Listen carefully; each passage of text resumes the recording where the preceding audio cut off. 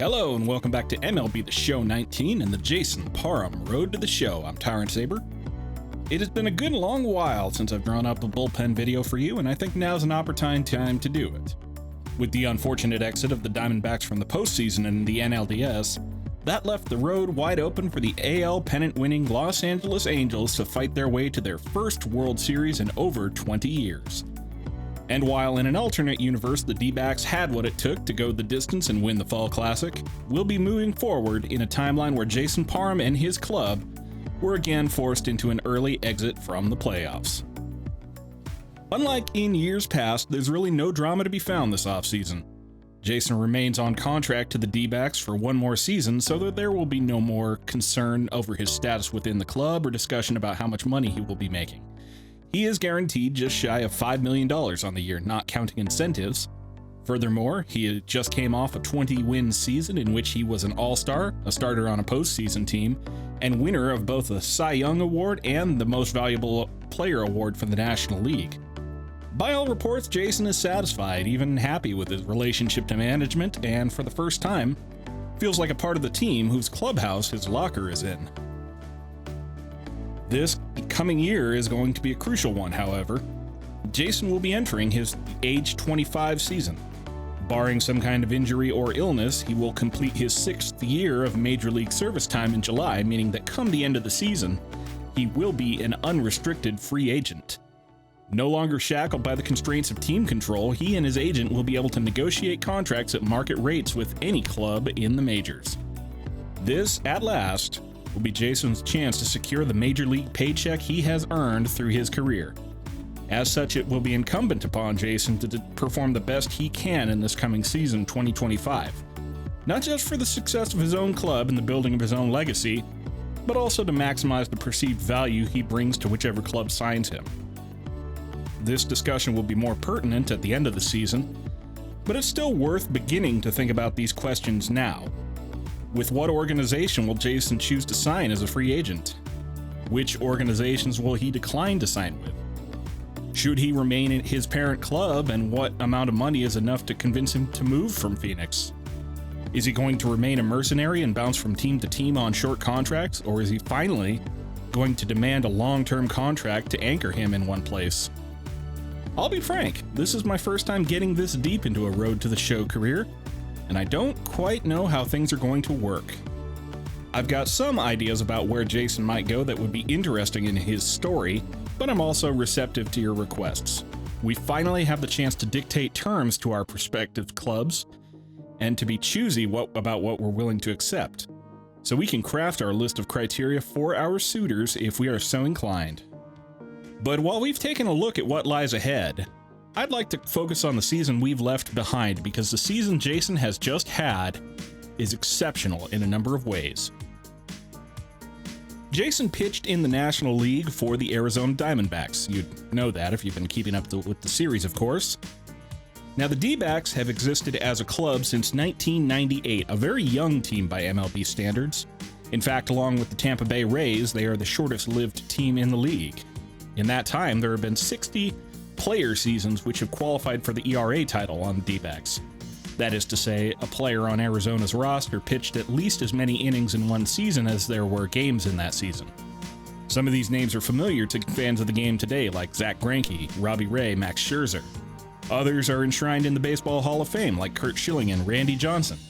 And others, well, I'm guessing people don't remember 2011 Joe Saunders or 2010 Rodrigo Lopez, and I'm guessing that's probably for the best. But back to my point, though. The undisputed champion of Diamondbacks pitching was and is Randy Johnson. He pitched 6 of those 60 qualifying player seasons solely for Arizona, and the sum of his wins above replacement for those seasons is 50.8. Randy Johnson, the big unit, provided almost 51 wins for the Diamondbacks over 6 seasons.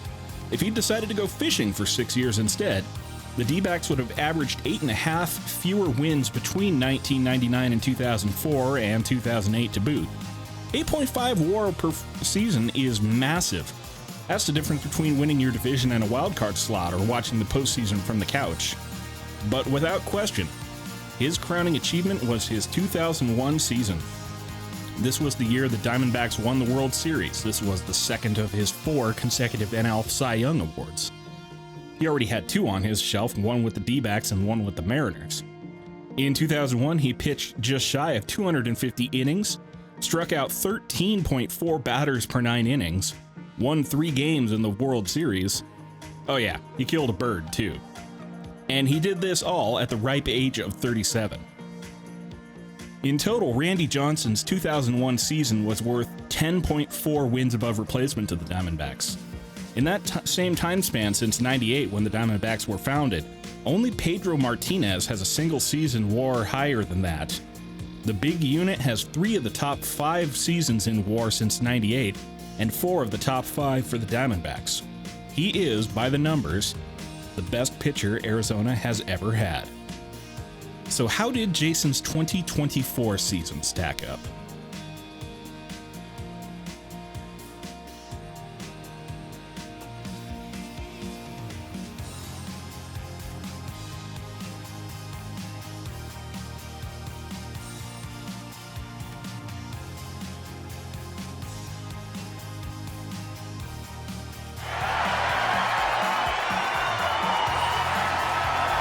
On the surface, it was a great but not record-breaking season.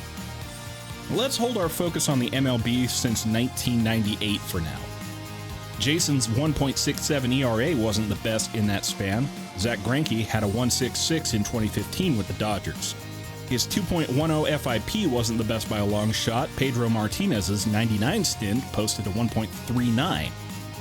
He didn't post the most innings pitched. That was Randy Johnson in 99 by about 35 innings. He didn't get the most wins. That's a tie between 02 Randy and 2011 Justin Verlander at 24. He didn't set records with strikeouts, tying for about 44th place with 2014 Felix Hernandez and 2011 Clayton Kershaw. Randy's best 5 seasons saw him strike out over 300 batters each. And as you can see, his WAR totals weren't the best over this span either. 99 Pedro's got him beat by more than a full win, and 2001 Randy Johnson retains his throne with the Diamondbacks at 10.4 wins above replacements, 0.2 of a win better than Jason. So clearly, I didn't tell you all this just to waste your time. How was Jason's 2024 season so special? I noted a while ago that the specific formulation of wins above replacement I use comes from the website Fangraphs, which publishes the lion's share of their formulas and derivations for public use. And without going into excruciating detail about the calculations which go into it, the stat which greatest influences FWAR is fielding independent pitching, or FIP. It's a stat which, you may know, tries to isolate a pitcher's performance from the defense behind them by only considering the plate outcomes in which they have a direct influence over. Strikeouts, walks, hit batsmen, and home runs. Again, I won't talk about the formula in depth, but to put it in blunt terms, strikeouts are good. Striking a batter out means they have no chance of advancing a runner, which means that runs almost never score on them. Walks and hit batsmen are bad. They put runners on base for free, which means that the chances of runs scoring later in that inning are greater than they otherwise could be. And home runs are the worst.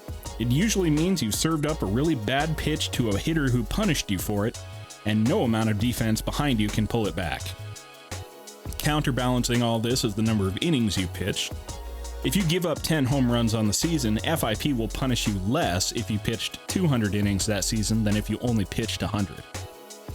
Added to this is the constant value that FIP uses to assume that you'd give up a certain number of runs on balls in play if all you had behind you was a league average defense. This is so you don't get unfair credit for having Gold Glove winners in your lineup or unduly penalized if your infielders are all Butterfingers. So, to have good WAR totals using Fangraphs method, you have to pitch as many innings as possible and maximize your strikeouts while minimizing your free passes and home runs. And this, friends, is where Jason shines. Jason led the NL with 237 innings pitched in 2024. In that time, he had the dubious distinction of giving up more home runs than he did walks, the first pitcher it's happened to since Josh Tomlin in 2016. But that's mainly because he only allowed 16 home runs and 11 walks all season. That is good for a 0.42 base on balls per 9, the best walk rate of any qualified pitcher since 1998. For qualified pitchers, it's tied for 31st best walk rate of all time. The only competition he has in living memory is Carlos Silva off the Twins in 2005. The rest of the pitchers in this range all played in years starting with 18. Staying with the theme of walks, he's got the fewest walks of any pitcher, having pitched 200 innings since Cherokee Fisher and George Zetlin walked only 6 apiece in 1876. Next is his strikeout to walk rate. Jason struck out 248 batters and only walked 11, one of which was intentional. But even counting that, his strikeout to walk rate is 22.55. No one in MLB history has had that good of a ratio and pitched more than 75 innings. The only pitchers with better ratio than that in even 50 innings pitched are the 1882 season of Bert Dorr and the 1879 season of Fred Goldsmith. One of the things that has made Jason so special and so successful is his ability to limit walks. At 0.42 walks per 9, he didn't even allow one walk every 2 full games. The numbers he's putting up bear more resemblance to the dead ball era of baseball than to the modern game, and the pitchers whose walk numbers are closest to his all played ball in the days before the First World War. He simply doesn't throw that many balls, and as a result, he allows almost no walks. This could be disastrous if it meant that Jason was simply giving up lots of hits, but as we'll see, it means almost the opposite. Another part of the FIP formula, and thus WAR, is innings pitched. Now, I've pointed this out before, but innings pitched really is just an abstraction of the number of outs you collect. 3 outs is 1 inning pitched. It's not an inherent measure of how well you've pitched, but it does reflect how long you've gone in your games, and one of the things that influences how many innings you can pitch is how many pitches you throw in your outings. If you get quick outs, either by making the batter put the ball in play early or by getting a quick strikeout, then you retain your stamina deeper into games because you work less, potentially allowing you to pitch longer or to be used more often if you're a reliever. And another of the areas where Jason excels is in his pitch count. Jason went for an average of more than 7 innings per game in 2024, averaging only 12.51 pitches per inning. Effectively, he was getting each batter out on just a little more than 4 pitches per plate appearance. That's no guarantor of pitching success. He had his share of home runs this year, after all, but it's the lowest number of pitches per inning of any pitcher since Carlos Silva of 2005. Pitch count is also significant for another specialization of Jason's, the Maddux. Fans of the series are familiar with this, but if this is somehow your first time hearing it, a Maddux is the name for a complete game shutout thrown in under 100 pitches. That is to say, you have to start and win the game you pitch for a full 9 innings, allow no runs, and do it all in 99 or fewer pitches. This set of conditions is named for Hall of Famer Greg Maddux, who was something of a wizard when it came to pitching efficiently. He didn't have overpowering velocity like some pitchers in the majors, but he had such brilliant command of his pitches and the ability to outthink and outthrow batters that he was able to generate early, soft contact, limit walks, and generally get out of innings so quickly that the game was over before he needed to be replaced. In the time since pitch count has been formally counted, which in a game that counts everything else nobody thought to count until 1988, Maddux is, unsurprisingly, the leader in Madduxes with a grand total of 13. Second place is held by Zane Smith, who has 7, and third is Bob Tewksbury with 6. This season, Jason added 3 more Madduxes to his career total, taking him from 4, tied with 7 others for 6th place, up to 7 on his career, tying Zane Smith for 2nd. His 3 Madduxes on the season also happen to tie him with Maddux and Smith for most in a single season. And the really scary part about all this is that Jason was only 24 years old this season, and he's already up to 7 career Madduxes in about 5.5 years of Major League play. Zane Smith played until he was 35, and Greg Maddux played until he was 42. If Jason can maintain this level of performance for even 10 more years, averaging at least 1 or 2 Madduxes a year, 14 Madduxes in his career might be a floor rather than a ceiling. And while Jason did not surpass many of his contemporaries across the league, he did happen to make history for pitchers on the Diamondbacks specifically. Jason's ERA and FIP, while not record-setting for the league, were the best single-season numbers for a D-backs pitcher ever. Jason topped 0-2 Randy Johnson in ERA and 0-1 Randy in FIP. He posted the most consecutive starts without a loss in Diamondbacks history with 21 games without a loss, breaking the record of 19 set by Brian Anderson between 1999 and 2000.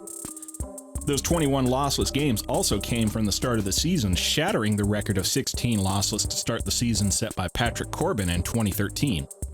He didn't break the league record for most starts in one season before a loss, but since 1920, he's second only to Dave McNally's 1969 season, when he posted 26 starts before a loss.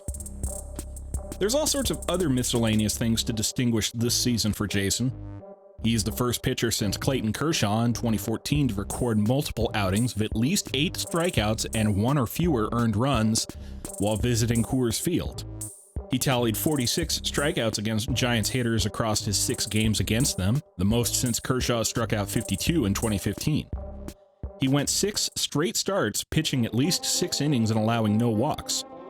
The only pitchers with more consecutive starts with 6 innings pitched and no walks are Greg Maddux, Grover Cleveland Alexander, and Randy Jones.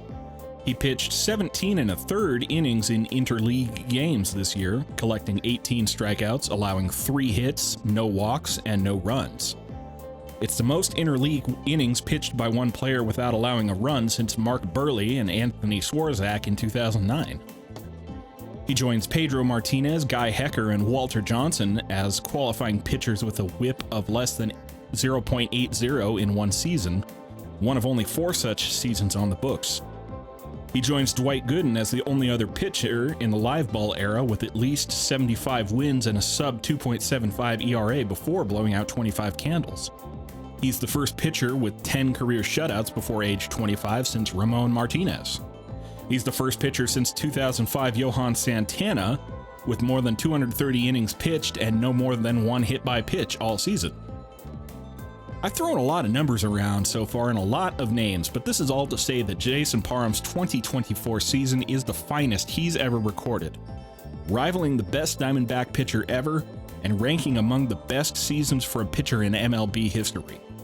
His 2024 season was better than the best seasons ever posted by names such as Sandy Koufax, Bob Feller, Walter Johnson, Roy Halladay, Nolan Ryan, Clayton Kershaw, Phil Niekro, and Cy Young.